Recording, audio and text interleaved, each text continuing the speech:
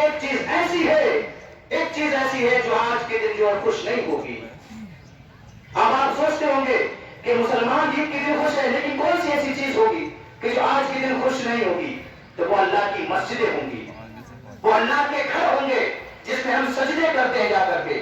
کہ جب رمضان آتا ہے تو مساجدوں میں نمازیوں کی تعداد فل ہو جاتی ہے، لیکن جیسے ہی رمضان جاتا ہے، عید الفطر کا چاند دکھتا ہے، ہماری مسجدیں خالی ہو جاتی ہیں. یہ مسجدیں کل میدان محشر میں سوال کریں گی، کیا جواب ہوگا ہمارے پاس؟ یہ مساجدیں کہیں گی، یہ مساجدیں کی لائٹ، یہ فانوس، یہ بجلی کے پنکھے، یہ قالینیں، یہ در و دیوار پکارتے ہیں 11 مہینے. یہ کہاں گیا وہ مسلمان جو رمضان میں آتا تھا، جو ہماری چیزوں کو استعمال کرتا تھا، ہماری جو قالینوں پر نمازیں پڑھتا تھا، لیا کرتا تھا، ہمارے پنکھوں سے ہوا لیتا تھا، ہم اس کو ٹھنڈک پہنچاتے تھے جب وہ رب کی عبادت کرتا تھا. تو یہ مساجدوں کی تمام چیزیں جو آپ کے لیے نمازیوں کے لیے مہیا کی گئی ہے، یہ رب کی بارگاہ میں ضرور سوال کریں گی. انشاءاللہ پورے سال بھی ہم اگلے رمضان تک ہم نمازوں کا، عبادتوں کا، غریبوں کا خیال رکھیں گے، اہتمام کریں گے. ہم یہاں سے جب اٹھے تو اپنے دل میں یہ پختہ ارادہ کر کے اٹھے کہ میں جیسے رمضان میں عبادتیں کیا کرتا تھا، جیسے میں نے رمضانوں میں غریبوں پر خرچ کیا ہے، ویسے میں رمضان کے علاوہ بھی دیگر مہینوں میں بھی ان کا اہتمام کروں گا، انتظام کروں گا. اب ایک آخری بات صدقہ فطر کے تعلق سے، کہ جن حضرات نے ابھی بھی صدقہ فطر نہیں دیا ہے تو وہ صدقہ فطر کو ادا کریں. اب اس کا وزن اور مقدار کیا ہے؟ ایک بندے کی جو صدقہ فطر رکھا گیا ہے شریعت نے، تو وہ آدھا سا، یہ اس وقت کا وزن ہے. اور آج کے لیول سے اگر وزن سے موازنہ کیا جائے تو بنتا ہے 2 کلو 47 گرام گیہوں، یا اس کی قیمت. اور قیمت بھی کون سی؟ یہ نہیں کہ جو لوکل کوالٹی کا گیہوں ہے، نہیں، جو اعلیٰ کوالٹی کا گیہوں ہے اس کی قیمت جو ہے غریب اور مسکین کو آپ اپنی جانب سے اور اپنے بچوں کی جانب سے نکالیں. اب جس نے صدقہ فطر نہیں نکالا، اللہ کے رسول نے فرمایا کہ اس کے روزے آسمان اور زمین کے درمیان میں لٹکے رہ جاتے ہیں. صدقہ فطر جب ہم ادا کر دیتے ہیں تو رمضان میں جتنی بھی ہم سے کوتاہیاں عبادتوں میں یا کسی بھی چیز میں جانے انجانے میں جو کوتاہیاں ہو گئی ہیں، تو رب تعالیٰ صدقہ فطر کے تعلق سے جو ہے اس کی وجہ سے ان کوتاہیوں کو دور فرما دیتا ہے، رمضان کی تمام عبادتوں کو اپنے بارگاہ میں قبول فرما دیتا ہے. وآخر دعوانا الحمدللہ رب العالمین. السلام علیکم. السلام علیکم. میں آج آپ کے سامنے حضرت چاند سواری عیدگاہ پربندھ کمیٹی کے ادھیکش جناب احسان محمد ٹھیکیدار صاحب کی انمتی سے اور میں اپنے سبھی بزرگوں اور حاجی صاحبان اور میرے بیٹوں کے سامان یواؤں سے بولنے کی اجازت چاہتا ہوں. برادران اسلام، حضرت چاند سواری عیدگاہ پربندھ کمیٹی 15-20 روز سے عیدگاہ کی ویوستھا کو انجام دے رہی ہے. یہاں پر کوئی آمدنی کا ذریعہ نہیں ہے.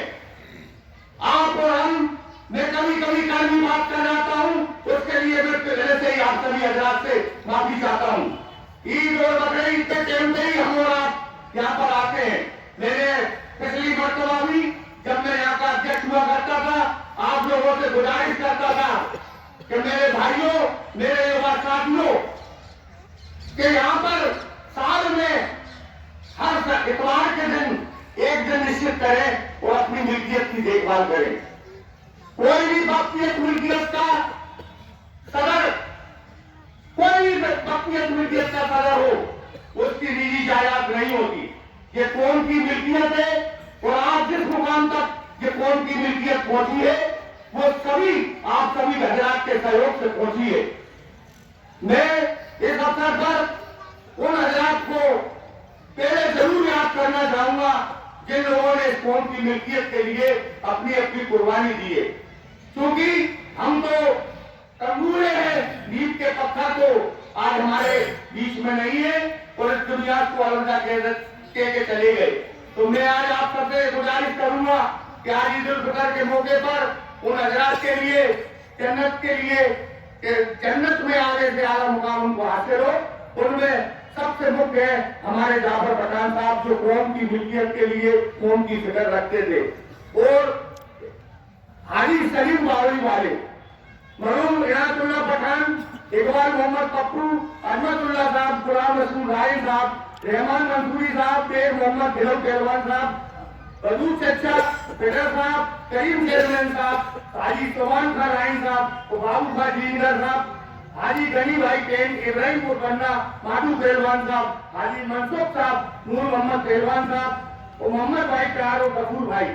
ये ऐसे हजरात थे जो किसी भी पद पे रहते थे या नहीं रहते थे, लेकिन कौम की मिल्कियत का ख्याल रखते थे। मैं ज्यादा आपसे टाइम इसलिए नहीं ले पाऊंगा क्योंकि 9 बजते सो गए। यदि आपकी इजाजत होगी तो وغفر لهم جميع الكبائر والعصيان الله اكبر الله اكبر لا اله الا الله والله اكبر الله اكبر ولله الحمد ثم الصلاة والسلام على خير الورى بدر الدجى نور الهدى صاحب قاب قوسين او ادنى تقول اپنے سے اپنے رشتہ دار عزیز و اقارب سے عید کے بطور خوشی کے بطور عیدی لیتا ہے مالک مولا۔